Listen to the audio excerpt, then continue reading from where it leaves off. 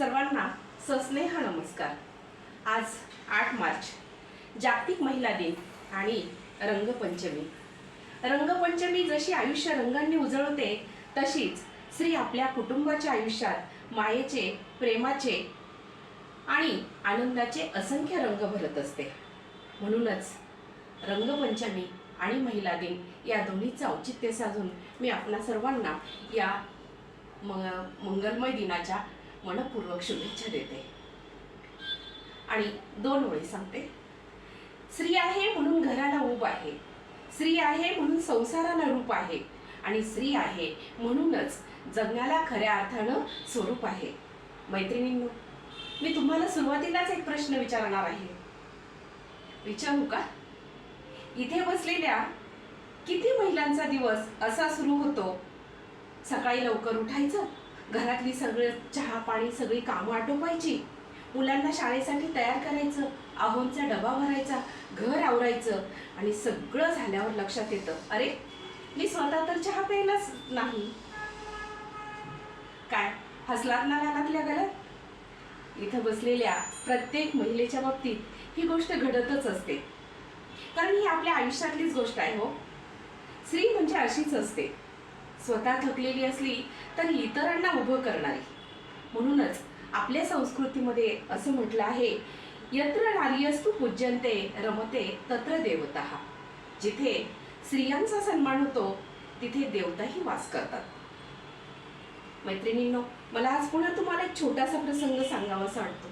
एकदा अशीच सकाळच्या वेळी मी माझ्या मैत्रिणीकडे गेले। मी पाहिलं तर ती स्वयंपाकात गुंतलेली होती, स्वयंपाकघरात काम करत होती। एका हाताने पोळ्या करत होती, दुसऱ्या हाताने मुलाला अभ्यासाचं सांगत होती, तिसरी एक गोष्ट ती आणखी लक्ष देऊन करत होती आणि त्याच वेळी फोनवर कुणाला तरी धीर देत होती। मी हसत विचारलं, अगं काय हे, माणूस आहेस की जादूगार? तर तीही हसली आणि शांतपणाने म्हणाली, आपण स्त्रिया असतोच ना ग अशा, म्हणून तर हे सगळं शक्य होतं। त्या क्षणी मला जाणवलं, हीच तर खरी स्त्री शक्ती। मैत्रिणींनो, अजून एक प्रसंग आठवतो। त्यामुळे मी नोकरी करत होते। सकाळी सकाळी सगळी घरातली कामं उरकून शाळेला जावं लागायचं।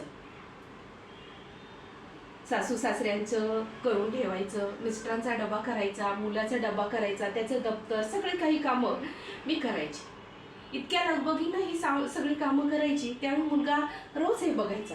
एक दिवस तो मला म्हणाला, आई एवढी सगळी कामं करतेस, तुला थकवा येत नाही का ग? मी म्हणाले, अरे थकवा येतो रे, पण माझ्या मुलांच्या चेहऱ्यावर हसू पाहिलं की थकवा आपोआप निघून जातो। आहे की नाही मैत्रिणींनो, स्त्रीची हीच खरी ताकद। मोठ्या पदावर असणं म्हणजे सामर्थ्य नाही, मोठ्या पदावर असणं म्हणजे सामर्थ्य नाही, तर आलेल्या संकटात हसत हसत उभं राहणं आणि त्या संकटाला सामोरं जाणं हेच तर खरं सामर्थ्य आहे। आपल्या आसपास अशा कितीतरी स्त्रिया आहेत, कधी त्या आईच्या रूपात दिसतात, कधी त्या शिक्षिकेच्या रूपात दिसतात, कधी बहिणीच्या रूपात दिसतात, तर कधी मैत्रिणीच्या रूपात दिसतात। पण एक गोष्ट मात्र खरी आहे, स्त्री सगळ्यांसाठी जगते, स्त्री सगळ्यांसाठी जगते, पण स्वतःसाठी जगायला ती अनेकदा विसरते। आणि म्हणूनच पुन्हा मला एक 4 ओळी सर्वांसाठी सांगाव्या वाटतात। समान मानव माना थिजला तिची अस्मिता खोडू नका, समान मानव माना थिजला तिची अस्मिता खोडू नका, देवी म्हणून भजू नका आणि दासी म्हणून पेटूही नका। कारण स्त्रीला फक्त देव्हाऱ्यात बसवण्याची गरज नाही, तिला फक्त देव्हाऱ्यात बसवण्याची गरज नाही, तिला समानतेने जगण्याचा हक्क देण्याची खास गरज आहे। म्हणूनच आजच्या या महिला दिनी मी इथे उपस्थित असलेल्या प्रत्येक स्त्रीला सांगू इच्छिते की बायांनो, स्वतःच्या सामर्थ्यावर विश्वास ठेवा, स्वतःच्या सामर्थ्यावर विश्वास ठेवा, स्वतःच्या स्वप्नांना कधीही कमी लेखू नका। कारण हम मचलते हैं तो तूफान आ जाता है, हम मचलते हैं तो तूफान आ जाता है, हम उबलते हैं तो भूचाल आ जाता है। हमें बदलने की कोशिश मत करना, हमें बदलने की कोशिश मत करना, हम बदले तो इतिहास बदल जाता है। आणि शेवटी पुन्हा, स्त्री आहे मायेचा सागर, स्त्री आहे मायेचा सागर, स्त्री आहे कर्तृत्वाची ज्योत, तिच्या सामर्थ्यानेच उजळतोय या जगण्याचा प्रत्येक क्षण.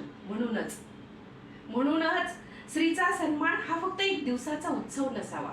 स्त्रीचा सन्मान हा फक्त एक दिवसाचा उत्सव नसावा, तर तो प्रत्येक दिवसाचा संस्कार असावा. मैत्रिणींनो आणि मित्रांनो, आज आपण महिला दिन साजरा करतोय. तिला फुलं देतोय, शुभेच्छा देतोय, तिचं कौतुक करतोय. पण एक क्षण थांबून विचार करूया का? आपल्या आयुष्यातील त्या स्त्रीला जिने आपल्यासाठी स्वतःची स्वप्न बाजूला ठेवली, त्या स्त्रीला कधी आई म्हणून, कधी पत्नी म्हणून, कधी बहीण म्हणून, तर कधी मैत्रीण म्हणून तिला आपण मनापासून धन्यवाद कधी दिले आहेत का? कारण स्त्रीचे आयुष्य खूप सुंदर आहे, पण तेवढंच ते त्यागानेही भरलेलं आहे. ती स्वतःसाठी कमी जगते आणि इतरांसाठी जास्त जगते.